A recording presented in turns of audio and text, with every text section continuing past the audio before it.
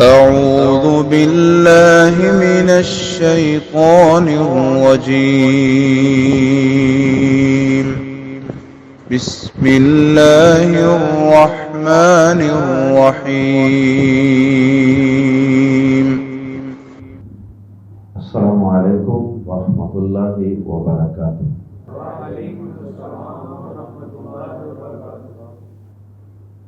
سورۃ العنکبوت آیت نمبر 47 سے 52۔ ان الحمد للہ والصلاة والسلام علی رسول اللہ اما بعد۔ اعوذ باللہ السمیع العلیم من الشیطان الرجیم من ہمزہ ونفخہ ونفثہ۔ وَكَذَلِكَ أَنزَلْنَا إِلَيْكَ الْكِتَابَ فَالَّذِينَ آتَيْنَاهُمُ الْكِتَابَ يُؤْمِنُونَ بِهِ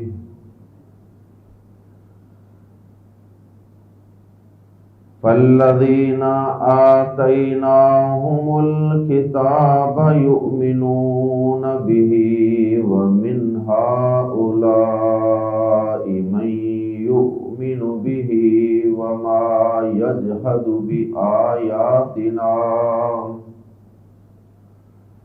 وَمَا يَجْحَدُ بِآيَاتِنَا إِلَّا الْكَافِرُونَ۔ وَمَا كُنْتَ تَتْلُو مِنْ قَبْلِهِ مِنْ كِتَابٍ وَلَا تَخُطُّهُ بِيَمِينِكَ إِذًا لَارْتَابَ الْمُبْطِلُونَ۔ بَلْ هُوَ آيَاتٌ بَيِّنَاتٌ فِي صُدُورِ الَّذِينَ أُوتُوا الْعِلْمَ وَمَا يَجْحَدُ بِآيَاتِنَا إِلَّا الظَّالِمُونَ۔ وَقَالُوا لَوْلَا أُنزِلَ عَلَيْهِ آيَاتٌ مِّن رَّبِّهِ قُلْ إِنَّمَا الْآيَاتُ عِندَ اللَّهِ وَإِنَّمَا أَنَا نَذِيرٌ مُّبِينٌ۔ أَوَلَمْ يَكْفِهِمْ أَنَّا أَنزَلْنَا عَلَيْكَ الْكِتَابَ يُتْلَى عَلَيْهِمْ إِنَّ فِي ذَلِكَ لَرَحْمَةً وَذِكْرَى لِقَوْمٍ يُؤْمِنُونَ۔ قُلْ كَفَى بِاللَّهِ بَيْنِي وَبَيْنَكُمْ شَهِيدًا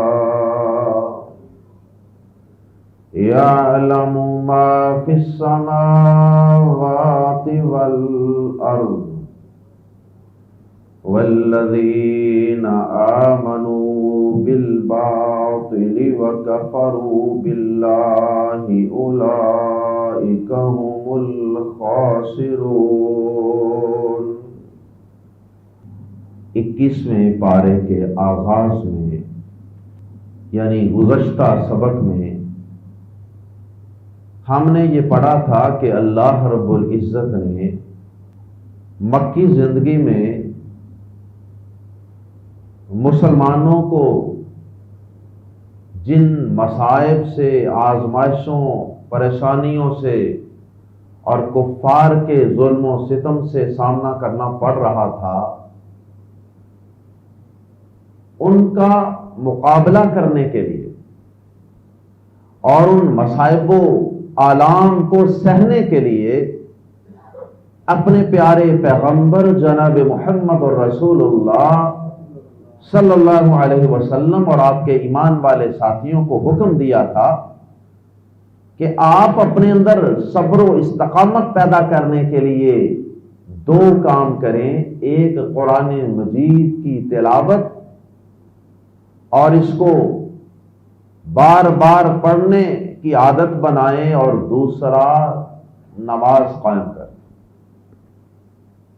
اس سے آپ کے اندر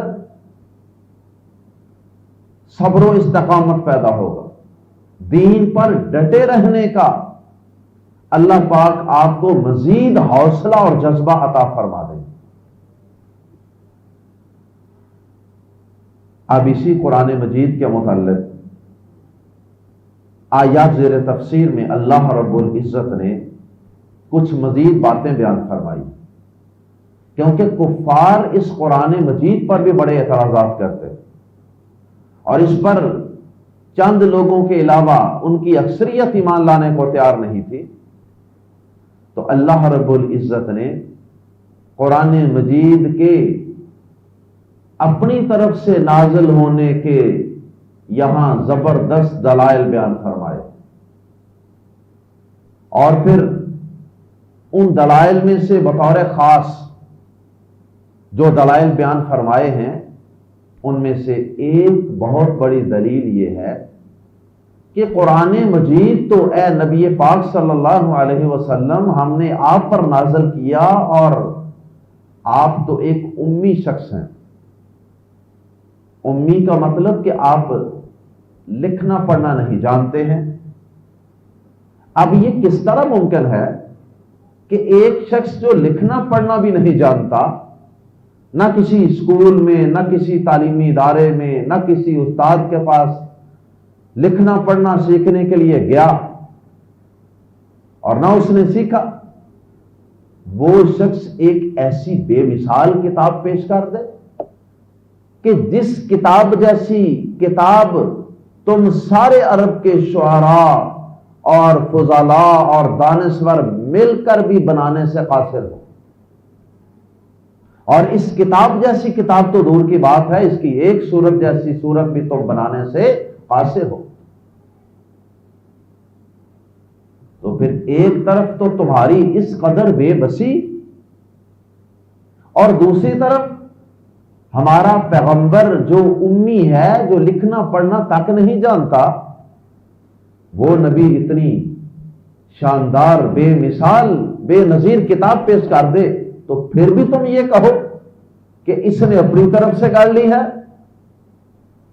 اس نے سابقہ کتابوں میں سے کچھ باتیں پڑھ کے انہی کو جمع تفریق کر کے لکھ کے پیش کر دیا۔ تو یہ کام اگر اتنا ہی آسان اور ممکن ہے تو یہ کام تم بھی کر کے دکھا دو، تم بھی ایک اور قرآن مجید تخلیق کر کے دکھا دو۔ یہ اللہ پاک نے بہت بڑی ایک دلیل پیش کی ہے قرآن مجید میں۔ اس کے علاوہ اور بھی کئی مقامات پہ اللہ پاک نے اس کا تذکرہ فرمایا۔ اللہ اکبر۔ اور یہاں یہ بات بھی سمجھ لیجئے کہ بعض لوگوں کے ذہن میں یہ آتا ہے کہ شاید پیارے نبی صلی اللہ علیہ وسلم کو امی ماننے سے شاید کوئی آپ کی شان میں کمی آتی ہے۔ یہ سوچ بالکل غلط ہے۔ ایک اس کا سبب تو یہ ہے کہ اللہ رب العزت نے قرآن مجید میں خود واضح طور پہ آپ کو جن لوگوں کی طرف مبعوث کیا گیا تھا انہیں بھی امی کہا ہے کہ وہاں چند لوگوں کے سوا وہ پورا معاشرہ ہی امی لوگوں کا تھا۔ اور پھر اللہ پاک نے سورۃ الاعراف کی آیت نمبر 157 میں پیارے نبی صلی اللہ علیہ وسلم کو خود بھی امی قرار دیا ہے۔ الذین یجدونہ مکتوبا عندہم فی التوراۃ والانجیل۔ تو آپ کو اللہ پاک نے اس آیت مبارکہ میں واضح طور پہ امی کہا ہے، اور سورۃ الجمعہ کی آیت نمبر 2 میں اس معاشرے کے اکثر لوگوں کو امی کہا ہے۔ هو الذی بعث فی الامیین رسولا۔ اور پیارے نبی صلی اللہ علیہ وسلم اپنی زندگی کے آخر تک امی ہی رہے ہیں۔ بعض لوگ کہتے ہیں کہ پیارے نبی صلی اللہ علیہ وسلم نبوت و رسالت ملنے سے پہلے تک تو امی تھے، لیکن بعد میں آپ کو اللہ پاک نے لکھنا پڑھنا سکھا دیا تھا، یہ بات بھی درست نہیں،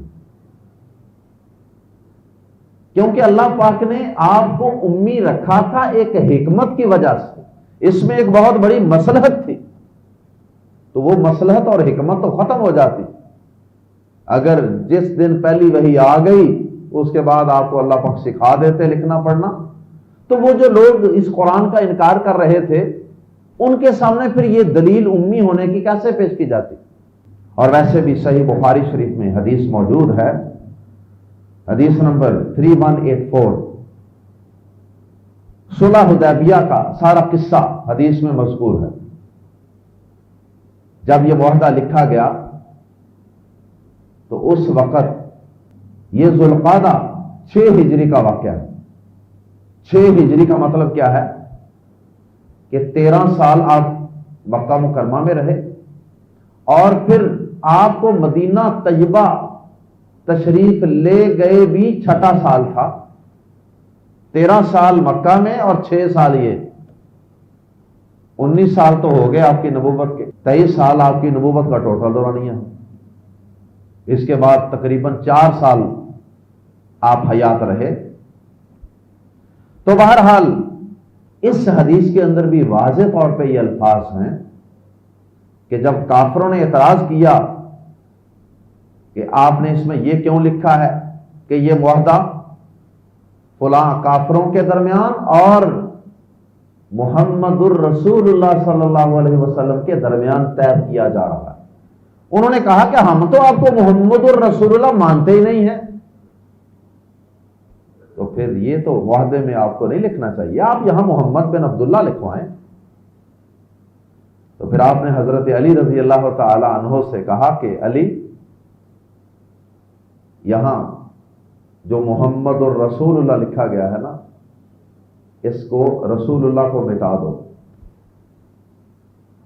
حضرت علی رضی اللہ تعالی عنہ فرمانے لگے، اللہ کے نبی صلی اللہ علیہ وسلم، میرے اندر تو اتنا حوصلہ نہیں کہ میں رسول اللہ کے لفظ پر قلم پھیر دوں، مجھ سے یہ کام نہیں ہوتا۔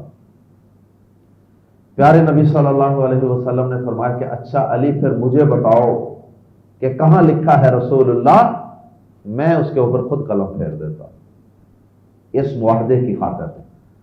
ایک تو آپ کی حکمت عملی کا پتہ چلا کہ اگر وسیع تر مفادات کے لیے کافروں کی کوئی بات ماننی پڑ رہی ہے تو اس میں کوئی حرج نہیں۔ اور دوسرا، اس حدیث کے اندر یہ الفاظ ہیں وَكَانَ لَا يَكْتُبُ، اور پیارے نبی صلی اللہ علیہ وسلم لکھا نہیں کرتے، تو اس سے بھی یہ معلوم ہوا، اس حدیث سے یہ ثابت ہوا کہ نبوت کے بعد بھی 19 سال تک، یہ 19واں سال تھا نبوت کے بعد، 19ویں سال تک بھی آپ لکھنا نہیں جانتے تھے اور پڑھنا بھی نہیں جانتے تھے، ورنہ حضرت علی رضی اللہ تعالیٰ عنہ کو یہ نہ فرماتے کہ علی اچھا مجھے دکھاؤ کہاں لکھا ہے، میں اس پر قلم پھیر دے دوں۔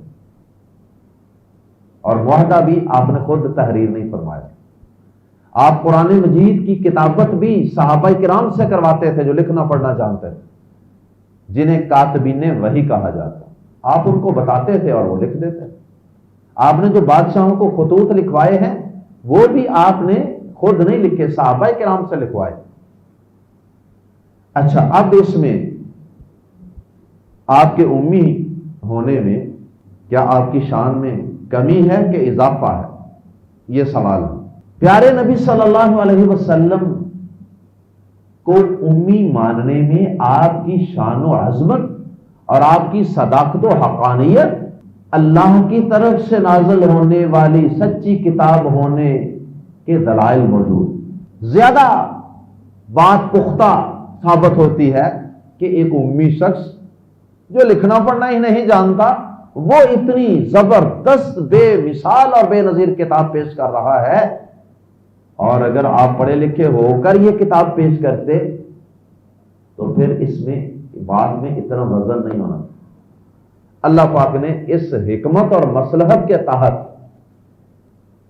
آپ کو امی رکھا اور اپنی کتاب قرآن مجید میں آپ کی اس امی ہونے کی خوبی، آپ کے امی ہونے کو بطور وصف کے بیان کیا۔ اچھا، اب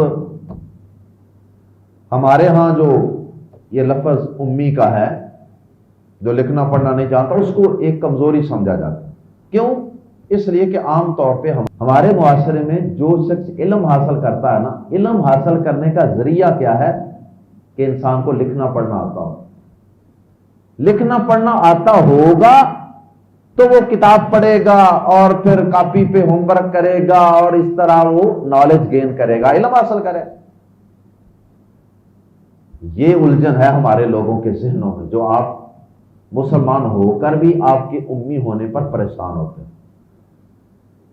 اچھا، اب یہ چیز تو عام لوگوں کے لیے ہے کہ وہ لکھنا پڑھنا جانتے ہوں تو علم حاصل ہوتا ہے، اور یہاں پیارے نبی صلی اللہ علیہ وسلم کو اللہ پاک نے امی رکھ کر بھی کائنات کا سب سے بڑا عالم بنا دیا، تو وہ الجھن تو دور ہو گئی کہ امی ماننے سے یہ لازم نہیں آتا کہ پیارے نبی صلی اللہ علیہ وسلم کے پاس علم نہیں، علم عطا کرنے کے اور بھی بڑے ذرائع ہیں۔ تو اللہ پاک نے آپ کو قلم کتاب کے ذریعے سے نہیں سکھایا، بلکہ براہ راست سکھا دیا۔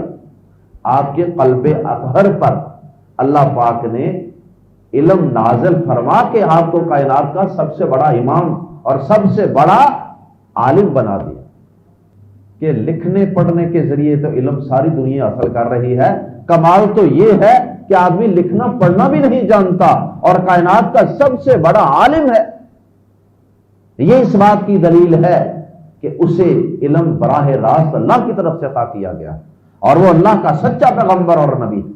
دوسری دلیل اللہ پاک نے آیات زیر تفسیر میں قرآن مجید کے سچا اور سچی کتاب ہونے کی یہ بیان فرمائی ہے کہ پہلی کتابیں تو کاغذوں میں یا مختلف چیزوں پر لکھی جاتی تھی، ان کو محفوظ کرنے کا تو یہ طریقہ رائج ہے۔ وہ چیزیں وقت کے ساتھ ساتھ پرانی ہو گئیں، جیسے اوراق ہیں، یہ ورق آپ دیکھیں نا، 100 سال پرانی کوئی کتاب آپ کے ہاتھ لگے تو اس کے کاغذ کو دیکھیں ذرا، اس کا رنگ کیسا ہو گیا ہو، کتنا خستہ ہو گیا ہو۔ تو وہ کتابیں تو لکھی جاتی تھی مختلف چیزوں پر، یا اس دور کا پیغمبر اس کتاب کو زبانی یاد کر لیتا تھا، یا کوئی اس کا ایک آدھا ساتھی بس۔ جبکہ یہ کتاب اللہ کی سچی کتاب ہے، قرآن مجید، اس کتاب کو اللہ پاک نے پہلی کتابوں سے بڑھ کر ایک اور خوبی عطا فرمائی ہے، اسے ایک زبردست معجزہ بنایا ہے۔ وہ اس طرح کہ اس کتاب قرآن مجید کو اپنے سینوں میں محفوظ کرنے والے حفاظ کرام اور علماء کرام 2 4 10 نہیں، ہزاروں میں نہیں، ہر دور میں لاکھوں کی تعداد میں موجود ہوتے ہیں۔ تو اتنی بڑی عظیم الشان کتاب کو زبر زیر کی تبدیلی اور فرق کے بغیر لاکھوں لوگوں کا قرآن مجید میں محفوظ کر لینا، یہ اس کتاب کے سچا ہونے کی ایک زبردست دلیل۔ اور آیات زیر تفسیر میں کافروں کا ایک اعتراض بھی بیان ہوا۔ کافر کہتے تھے کہ اے محمد صلی اللہ علیہ وسلم، آپ یہ بتائیے کہ آپ سے پہلے جتنے پیغمبر رسول آئے ان کے اوپر تو بڑے بڑے معجزات نازل ہوتے رہے۔ موسیٰ علیہ السلام کے معجزات ہیں، جیسے وہ لاٹھی پھینکتے تھے سام بن جاتی، یہ اپنا بازو بغل سے نکالتے تھے تو یہ روشن سفید چمکنے لگ جاتا تھا، وغیرہ وغیرہ۔ صالح علیہ السلام نے کہا تو قوم کے کہنے پر وہ پہاڑوں کے اندر سے اونٹنی نکل آئی۔ تو اے محمد صلی اللہ علیہ وسلم، آپ کہتے ہیں میں اللہ کا سچا نبی ہوں، آپ اس طرح کی کوئی اونٹنی، کوئی عصا، کوئی ید بیضا، کوئی اس طرح کا معجزہ آپ کیوں نہیں پیش کرتے؟ عیسیٰ علیہ السلام مردوں کو زندہ کر دیتے تھے، مادرزاد اندھے کو ہاتھ پھیر کے صحیح کر دیتے تھے، اللہ کے حکم سے۔ آپ اس طرح کا کوئی معجزہ نہیں پیش کرتے۔ بظاہر بات تو بڑی وزنی تھی، اللہ پاک نے اس کا جواب بڑا ہی زبردست اور دندان شکن جواب دیا۔ فرمایا کہ ان سے یہ پوچھئے کہ کیا تمہیں یہ کتاب قرآن مجید کافی نہیں ہے؟ اس سے بڑا تمہیں اور کیا معجزہ چاہیے؟ اس سے پہلے جتنے پیغمبروں پر معجزات آئے ہیں وہ عارضی ہوتے تھے۔ پیغمبر دنیا سے تشریف لے گئے، معجزہ ختم۔ آج نظر آتی ہے کسی کو حضرت صالح علیہ السلام کی اونٹنی، آج نظر آتا ہے کسی کو موسیٰ علیہ السلام کا وہ ید بیضاء اور عصا، عیسیٰ علیہ السلام کا معجزہ، ابراہیم علیہ السلام پر آگ کا ٹھنڈا ہونا کسی کو نظر آتا ہے؟ یہ چیزیں آج کو دیکھنا چاہے تو نہیں دیکھ سکتے، لیکن اللہ پاک فرماتے ہیں کہ میں نے چونکہ اس پیغمبر کو قیامت تک کے لیے نبی رسول بنانا تھا، آخری نبی رسول بنانا تھا، اس لیے مجھے پتا تھا اس کے بعد میں نے کوئی رسول تو بھیجنا نہیں ہے، تو پھر اس رسول کو میں نے ایسا معجزہ قرآن مجید کی شکل میں عطا کر دیا کہ جو اس نبی رسول کے دنیا سے تشریف لے جانے کے بعد بھی لوگوں کی ہدایت اور رہنمائی کا سبب بنتا رہے۔ یہ قرآن مجید معجزہ ہے، اس کو پڑھیے، اس پہ غور کرتے چلے جائیے تو آپ کو پیارے نبی صلی اللہ علیہ وسلم کی صداقت و حقانیت اور آپ کے سچا نبی ہونے کے دلائل ملتے چلے جائیں۔ پہلی کوئی کتاب آج اصلی شکل میں موجود نہیں، بلکہ وہ جن زبانوں میں آسمان سے اتری تھی ان زبانوں میں ان کے نسخے موجود ہی نہیں، ترجمے ٹرانسلیشنیں موجود ہیں، بس وہ زبانیں بھی دنیا سے مٹ گئیں۔ وہ کتابیں جو ان زبانوں میں اتری تھیں وہ کتابیں ان اصلی زبانوں میں اور اوریجنل ٹیکسٹ میں آج دنیا میں محفوظ نہیں، اور جو ترجمے ٹرانسلیشنیں ہیں ان میں بھی ہزاروں اختلافات، وہ سارے ترجمے بھی ایک جیسے نہیں۔ یہ واحد کتاب ہے قرآن مجید کہ یہ اپنے اوریجنل ٹیکسٹ عربی زبان میں محفوظ موجود، اور صرف کتابوں میں موجود نہیں، بلکہ یہ قرآن مجید تو لاکھوں لوگوں کے سینوں میں ہر دور میں موجود ہو۔ اسی لیے تو کسی شاعر نے کہا تھا، نہ ہو ممتاز کیوں اسلام دنیا بھر کے دینوں میں، نہ ہو ممتاز کیوں اسلام دنیا بھر کے دینوں میں، وہاں مذہب کتابوں میں، یہاں قرآن سینوں میں۔ آئیے قرآن مجید کے الفاظ میں پڑھتے ہیں آیت نمبر 47 سے، وَكَذَلِكَ، اور اسی طرح جس طرح پہلے پیغمبروں کو کتابیں عطا کی تھیں اسی طرح ہم نے آپ کو بھی کتاب عطا کی ہے، وَكَذَلِكَ، اور اسی طرح انزلنا، ہم نے نازل کی ہے، الیک، الی جمع کا آپ کی طرف یا آپ پر، الکتاب، یہ کتاب، الف لام کی وجہ سے یہ کتاب جس کی بات چل رہی ہے گزشتہ آیات میں بھی، اور اسی طرح ہم نے آپ کی طرف یہ کتاب نازل کی ہے، فالذین، فا پھر الذین، وہ لوگ جنہیں آتینا، ہم نے دی ہے، ہم انہیں الکتاب، کتاب، فالذین آتیناہم الکتاب، پھر وہ لوگ جنہیں ہم نے کتاب دی، یعنی تورات دی، انجیل دی، اہل کتاب، یؤمنون، وہ ایمان لاتے ہیں، بھی اس قرآن پر، بھی اس کتاب پر۔ اس آیت مبارکہ میں الکتاب کا لفظ 2 دفعہ آیا ہے۔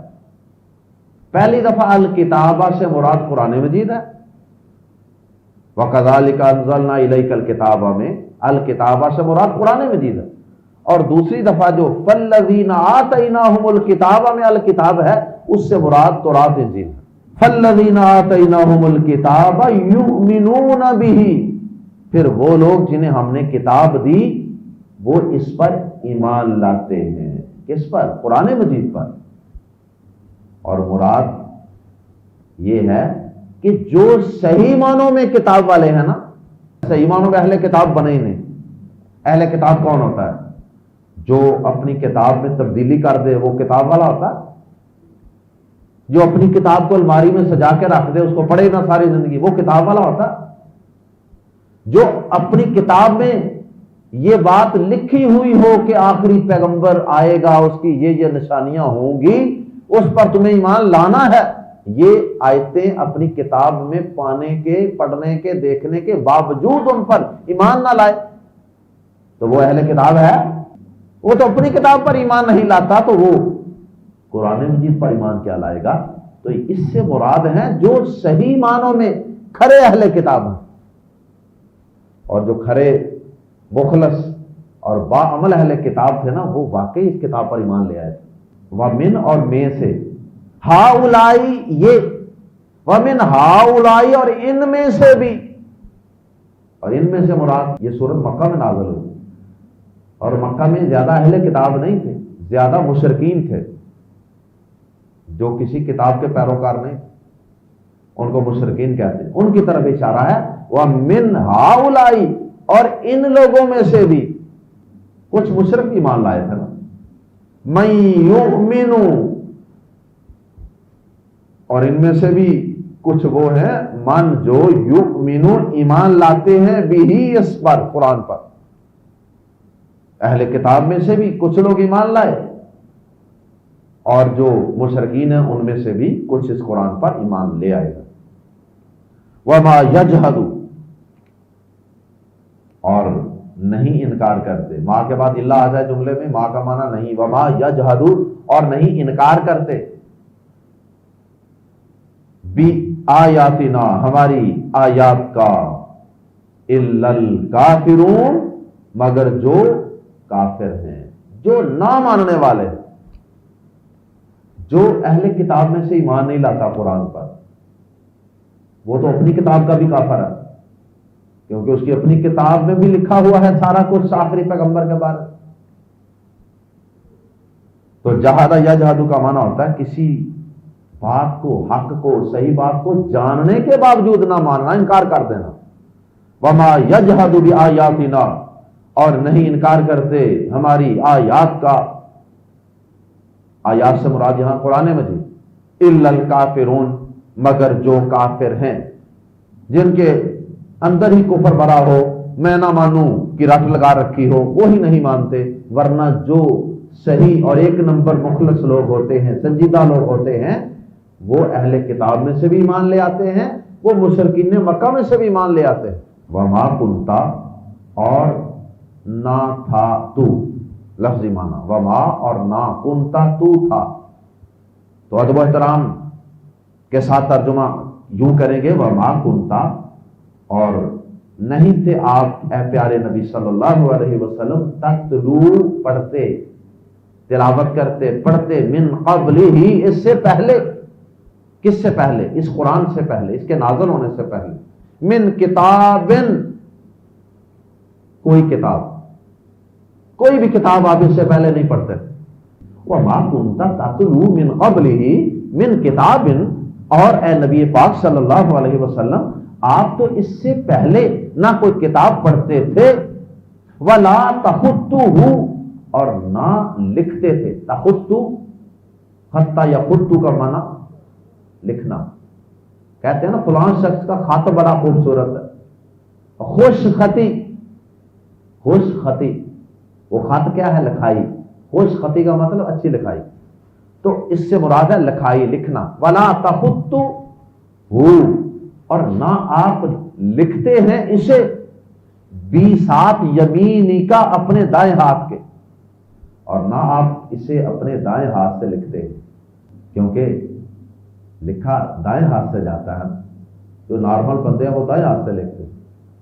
تو ویسے بھی مزید تاکید پیدا کرنے کے لیے صرف یہ نہیں کہا ولا تخطہ اور آپ نہیں لکھتے تھے، کیونکہ بعض اوقات کسی سے لکھوانے کے بعد بھی انسان کہہ دیتا نا یہ کتاب میں نے لکھی ہے، یہ میری تصنیف ہے، بے شک کمپوزنگ کسی اور نے کی ہو، لکھا ہاتھ سے کسی اور نے ہو، اس لیے ساتھ ہاتھ کا ذکر کر دیا کہ اپنے ہاتھ سے نہیں لکھی آپ نے۔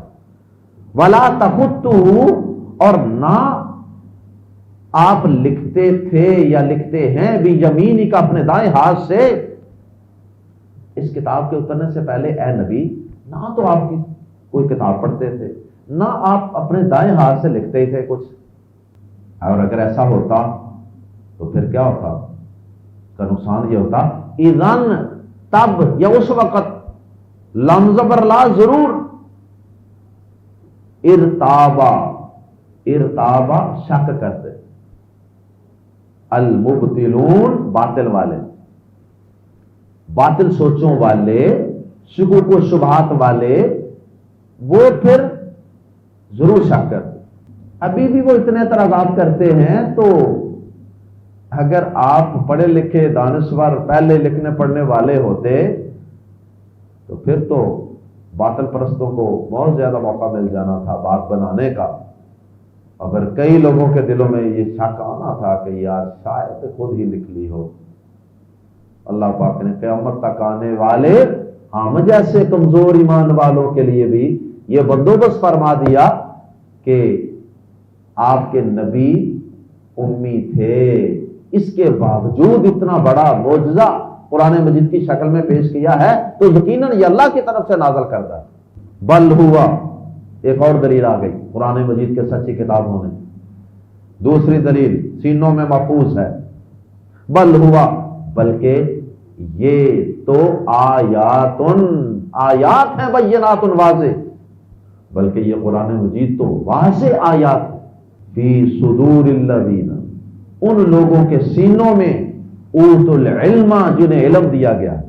علم والے لوگوں کے سینوں میں یہ آیات محفوظ قرآن مجید. اگر قرآن مجید کو جو کاغذوں میں لکھا ہے، کتابوں میں لکھا ہے، اگر کوئی دنیا کا ظالم سے ظالم بادشاہ اسے ختم کرنے پر بھی تول جائے گا تو اتنے لوگوں کے سینوں سے کیسے نکالے؟ یہ قرآن مجید کو حفظ کرنے کی بھی فضیلت ہے.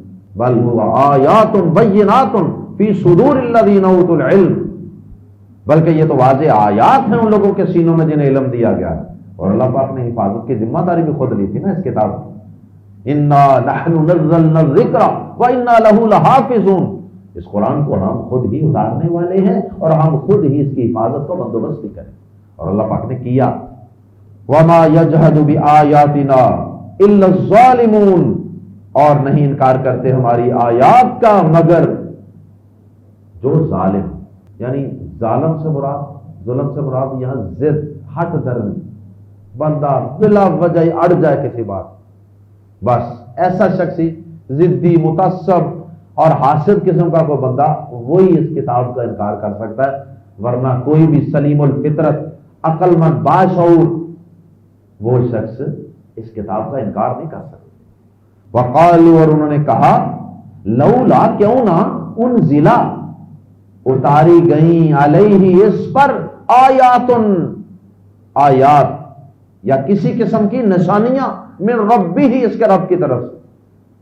کافروں نے یہ اعتراض بھی کیا کہ اس نبی پر معجزات کیوں نہیں اترے. قل، کہہ دیجئے اے نبی پاک صلی اللہ علیہ وسلم، انما الآیات، انما صرف الآیات، نشانیاں، معجزات، عند اللہ، اللہ کے پاس ہیں.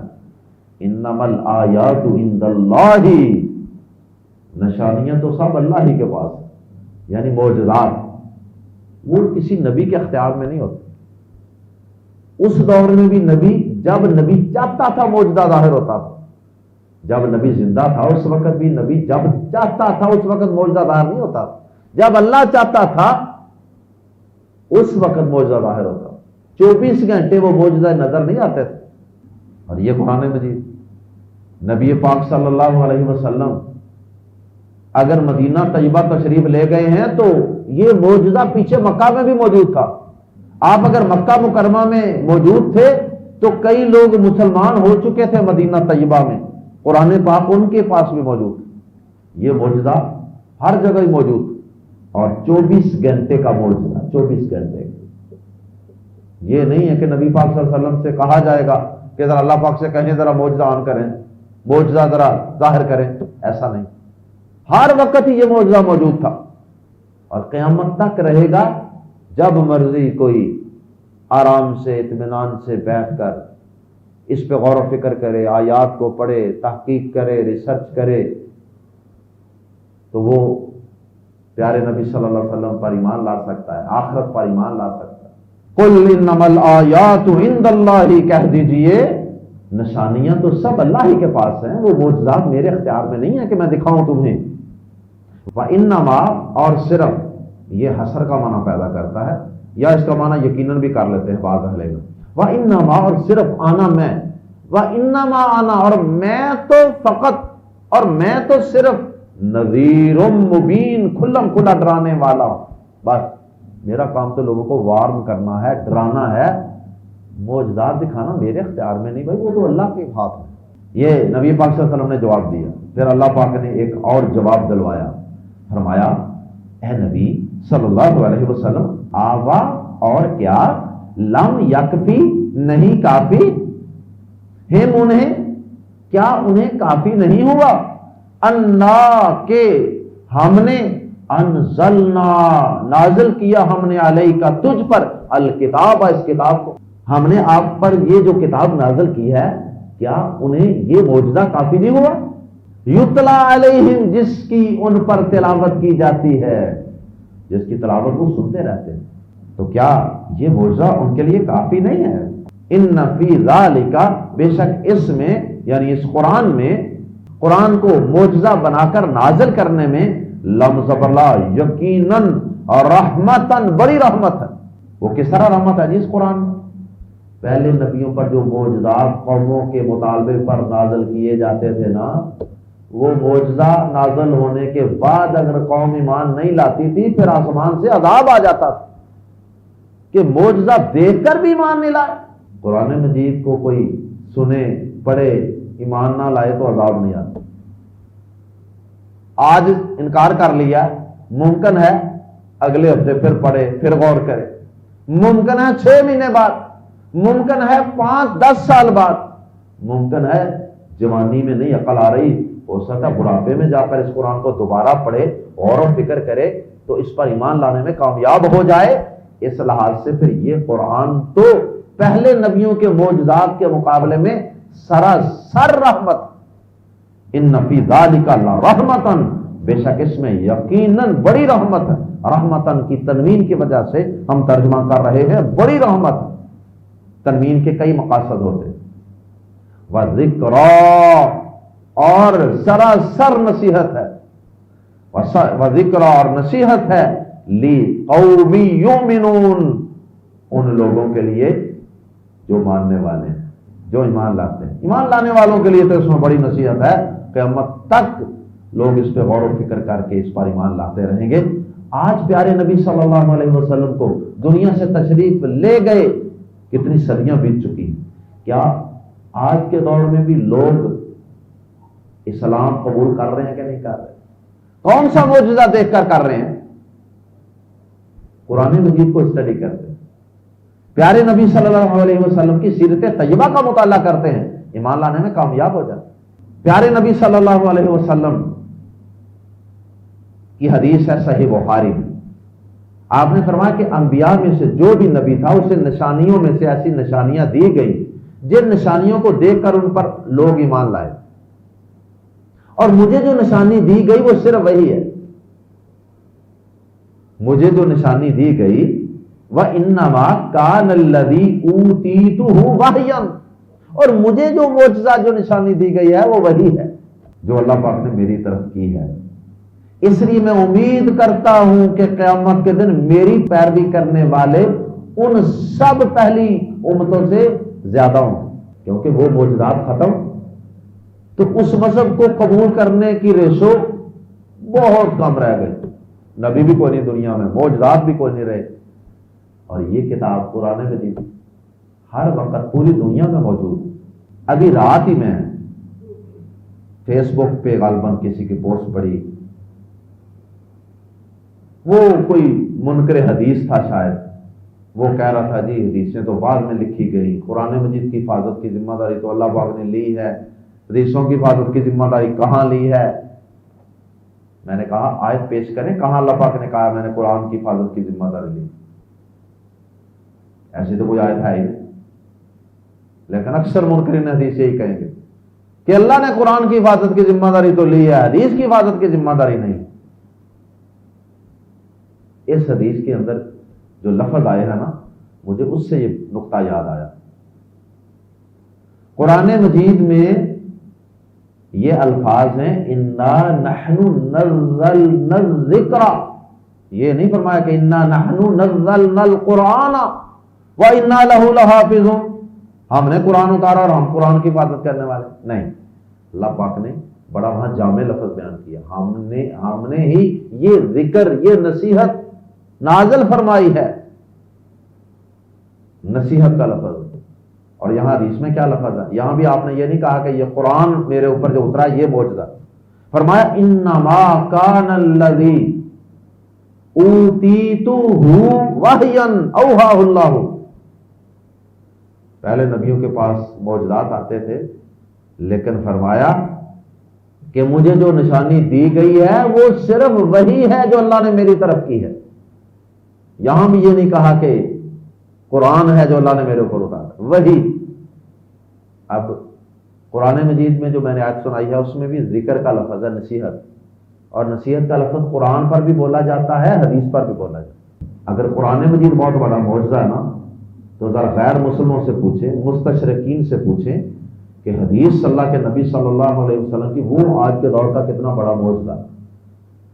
آج تک اس روئے زمین پر کوئی ایک شخص بھی ایسا نہیں آیا کہ جس کی باتوں کو، جس کے اعمال کو، جس کے اٹھنے بیٹھنے جاگنے بولنے خاموش رہنے تک کو لوگوں نے اس منظم طریقے سے باقاعدہ اسناد کے علم کے ساتھ، اسماء اور رجال کے علم کے ساتھ محفوظ کر لیا۔ اب اگر آج کے دور میں کوئی بندہ اپنی طرف سے ایسی سند گاڑ لے اور لگا دے، اہل علم چند منٹوں میں یا چند گھنٹوں میں بیٹھ کر اس کے متعلق یہ ریسرچ کر سکتے ہیں کہ یہ کسی نے آج کے دور میں گھڑی ہے یا یہ واقعی سچی حدیث، بتا سکتے، تحقیق کر سکتے۔